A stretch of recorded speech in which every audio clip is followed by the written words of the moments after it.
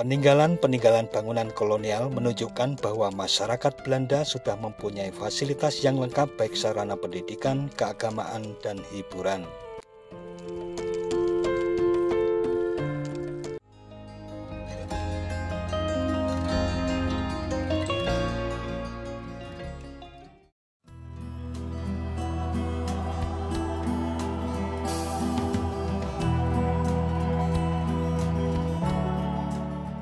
Assalamualaikum warahmatullahi wabarakatuh. Mitra DMTV, Yogyakarta merupakan kota yang penuh sejarah baik pada masa kerajaan maupun pada masa penjajahan kolonial.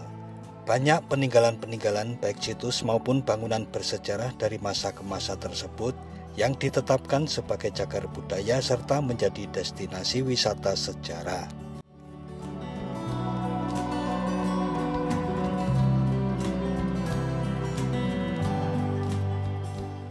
Salah satunya adalah bangunan atau gedung Societet Militer yang berada di Kompleks Taman Budaya Yogyakarta. Gedung Societet Militer yang terletak di Jalan Sriwedani nomor 1 Ngupasan Yogyakarta ini ditetapkan sebagai cagar budaya dengan Peraturan Menteri Kebudayaan dan Pariwisata Republik Indonesia nomor PM 89-PW007-MKP-2011.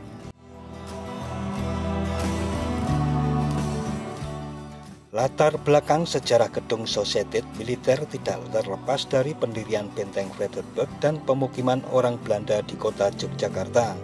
Munculnya pemukiman masyarakat Belanda di Yogyakarta tidak lepas dari adanya kebijakan Undang-Undang Desentralisasi atau Desentralisasi WED dari pemerintah pusat di Batavia pada tahun 1903 yang mengakibatkan kota-kota di Jawa mengalami pertumbuhan dan perkembangan pesat seperti yang terjadi di Yogyakarta antara tahun 1900 hingga 1930.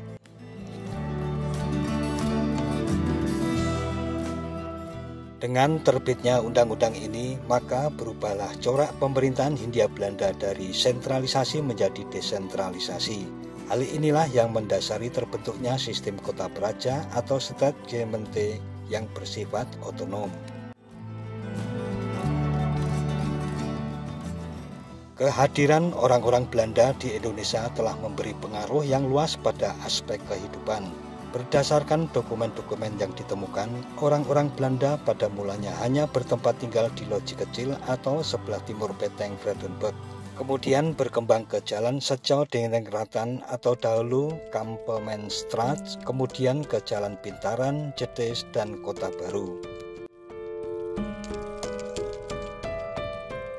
Peninggalan-peninggalan bangunan kolonial menunjukkan bahwa masyarakat Belanda sudah mempunyai fasilitas yang lengkap baik sarana pendidikan, keagamaan, dan hiburan.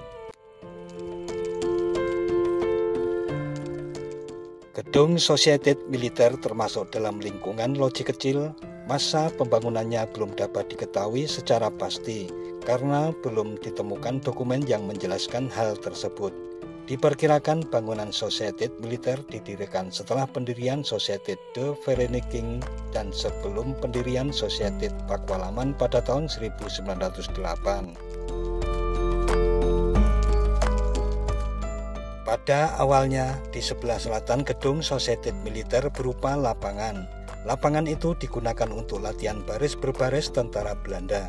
Sementara di sebelah utara gedung Societet Militer merupakan kuburan Belanda. Kuburan ini diperuntukkan bagi mereka yang berpangkat perwira. Tercatat nama-nama yang tertera di batu nisan antara lain Wesemen, Klaring, Emmen, Kraks, Wedge, Dom, dan sebagainya, yang sekarang menjadi bagian dari Pasar Beringharjo.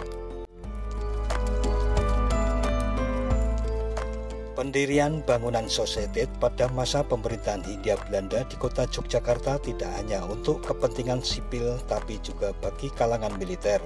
Pada awalnya gedung Societet Militer digunakan untuk rekreasi keluarga militer Belanda yang bertempat tinggal di lingkungan loji, baik itu berada di loji kecil maupun loji besar.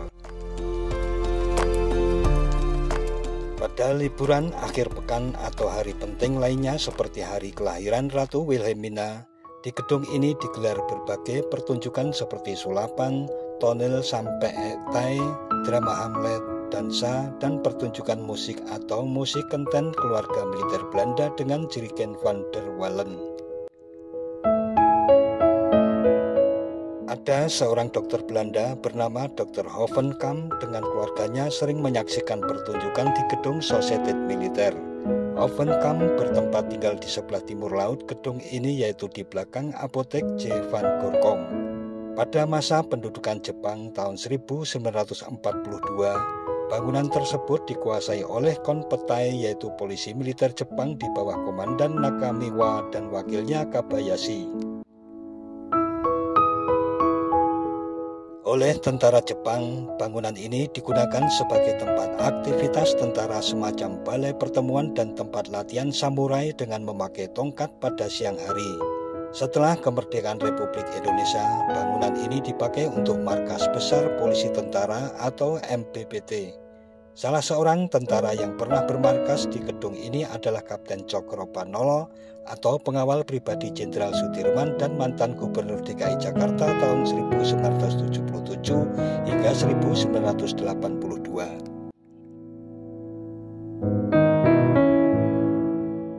Pada masa gerakan 30 September, gedung ini tetap digunakan untuk instansi militer yang dikelola oleh Departemen Pertahanan dan Keamanan sampai tahun 1977. Pada tahun 1982, bangunan ini direhabilitasi, direvitalisasi, dan difungsikan sebagai tempat kegiatan pendidikan dan kebudayaan. Bangunan Sociëteit Militair terdiri atas 3 ruang, yaitu ruang utama berdenah segi 4, beratap limasan dan berfungsi sebagai ruang pertemuan. Ruang sayap selatan berdenah huruf L, beratap limasan dan kampung berfungsi sebagai ruang tamu, pembuatan minuman dan dapur. Sayap utara berdenah segi 4, beratap kampung dan berfungsi untuk ruang ganti para pengunjung.